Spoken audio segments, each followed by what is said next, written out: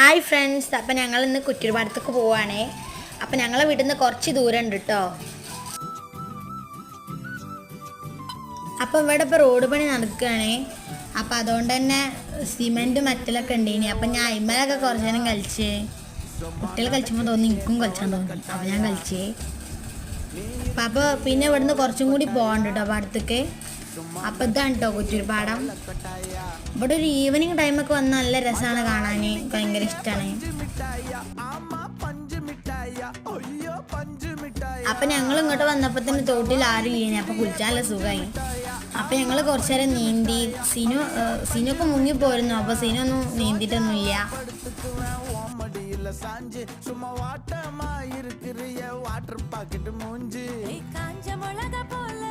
അപ്പം ഞങ്ങളെ വീട്ടിലേക്ക് പോകട്ടോ.